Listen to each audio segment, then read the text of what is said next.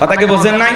কিন্তু আলহামদুলিল্লাহ এখন আর কেউ মন্তব্য করে না, এখন আমরা অনেক ভালো আছি। কথা বলেন ঠিক কিনা? আরো ভালো থাকবো, কারণ সহজ সরল মানুষেরা দুনিয়াতে সাদামাটা জীবনযাপন করে। এজন্য মানুষ মনে করে এরা বোকা শোকা। আমরা বোকা শোকা না, আমরা দুনিয়ার চালাকি টাউট বাটপারি শিখি না, আমরা সহজ সরল ভাবে জীবনযাপন করতে চাই। কথা বলেন ঠিক কিনা? হ্যাঁ, ছেলেপেলে গেছে, সবাই একটু প্রাণ ভরে দেবেন, সবাই একটু আল্লাহর হস্তে দেবেন, প্রাণ ভরে দান করবেন। আমার হাতে আল্লাহর একজন বান্দা দিয়েছেন 3000 টাকা, জোরে বলেন মারহাবা, লিল্লাহে তাকবীর। আল্লাহ তাআলা দান করেছেন 3000 টাকা। দুনিয়া আখিরাতের এই কোনো ঠেকা, মরে পরে চুলের সাথে একই জান্নাতি করে দিও দেখা। টাকার রঙগুলো বড় ভালো, অন্তরে জ্বালায় দেওয়া করণের আলো। আর একজন বান্দা নগদে 500 টাকা, জোরে বলেন মারহাবা। আল্লাহ দানটা কবুল করো, বড়দানে শামিল করো। এদানে ছেলেকে লক্ষ লক্ষ টাকার মালিক বানায় দাও, দুনিয়া আখিরাতে ইজ্জত সম্মান বাড়ায় দাও, জোরে বলেন আমিন। আসেন আসেন দরদিরা আমার, দিয়া দন বজে মন, কেড়ে নিতে কতক্ষণ, নদীর একল ভাঙে অকল করে।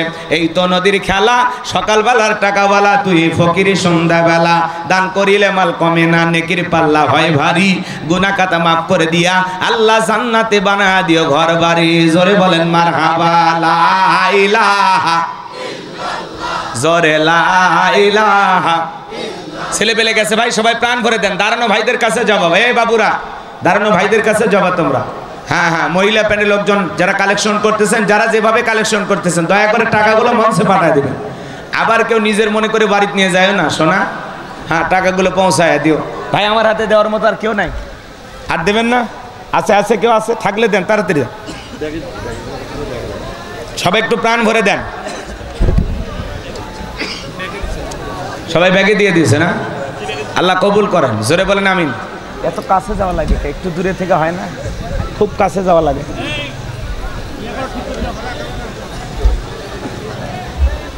সবাই একটু প্রাণ ভরে দান করেন, আল্লাহ সবাইকে দান করে তৌফিক দান করুন, জোরে বলেন আমিন। আর জিকির করেন লা ইলাহা। মাশাআল্লাহ, তোমার একজন বান্দা নগদে 400 টাকা, জোরে বলেন মারহাবা। আল্লাহ দানটা কবুল করো, বড়দানে শামিল করো। এদের লক্ষ লক্ষ টাকার মালিক বানায় দাও, জোরে বলেন আমিন। লা ইলাহা। এভাবে মিচ্ছে না, জায়গা দাও তো, একটু যাবার দাও, বোঝো না লাগতি লাগবে তো বাবা। একটু পিছনে চাপো চাপো, হয় না, মিচ্ছে না, পিছন দিকে একটা মানুষ যাওয়ার মতো ফাঁকা রাখো। এই ছেলে যাও বাবা, একটু পিছনে যাও, একটা মানুষজন হেঁটে যেতে পারে, একটু জায়গা দাও বাবা। লা ইলাহা, হালকা পিছে চাপ দাও, লা ইলাহা, ওটি থাকে। কেবা কথা বুঝিচ্ছ না, মাথা ঢোকে না, একটু পিছে যা বাবা। লা ইলাহা ইল্লাল্লাহ, জোরে লা। ছেলে পেলে ব্যাগ নিয়ে সবাই চলে আসো তাড়াতাড়ি বাবা, সময় কম।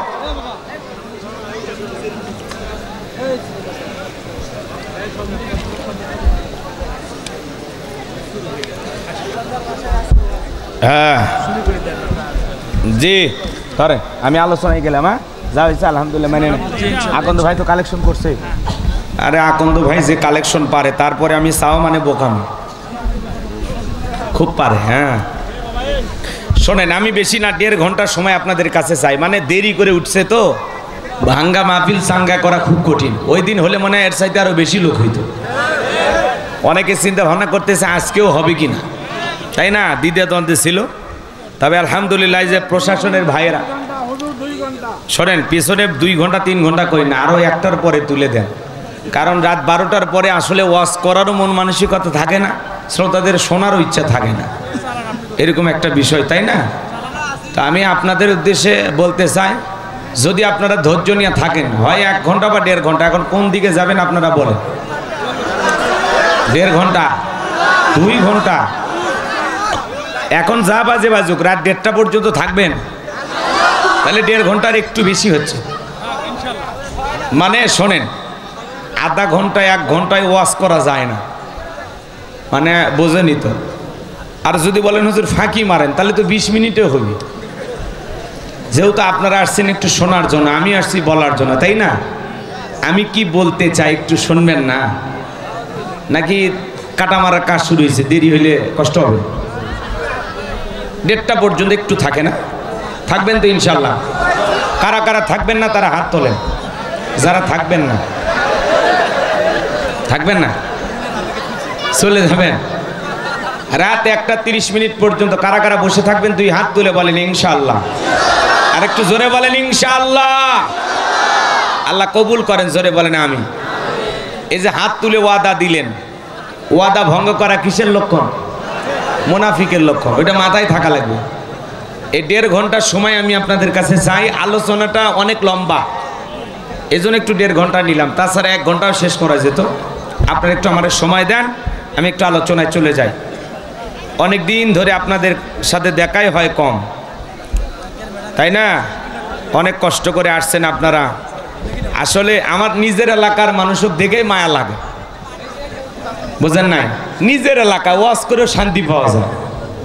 তো দেখি তো আজকে আপনারা কেমন ভালোবাসেন, একটু ভালোবাসার প্রমাণও দেয়া লাগবে, ঠিক আছে? আচ্ছা, আমি কথা বলবো পবিত্র কোরআনুল কারীমে।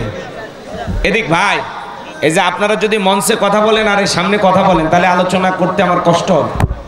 মঞ্চে কোনো কথা বলা যাবে না, তাহলে আমার কথায় জড়তা আসবে, এলোমেলো হয়ে যাবে। আমি আগেই বলছি। আর এই যে ফ্যানটা, এই ফ্যানটা পিছন থেকে দাও বাবা, সামনে থেকে দেন।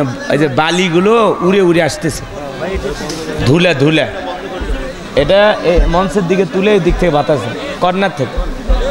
এই ওইটা উঠাও, ওইটা উঠে তোলো, মানে ধুলে আসতেছে। ফ্যানটা উপরে তোলো অথবা হাত পাকা বাতাস দাও।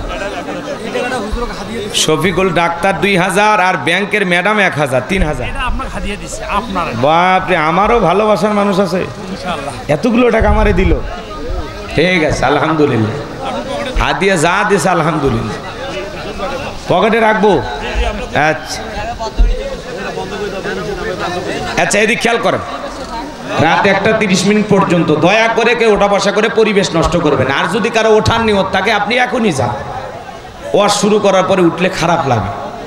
আর এই ছেলে পেলে তোমাদেরকে দায়িত্ব দিলাম, যদি কেউ ওঠে একেবারে এমন কায়দায় টান দিয়ে বসাবে, যা হয় পরে দেখা যাবে, ঠিক আছে? হ্যাঁ, আচ্ছা, রেডি থাকো তোমরা। কোরআনুল কারীমের কত নাম্বার সূরা? 41 নাম্বার সূরা। সূরা নাম্বার কত?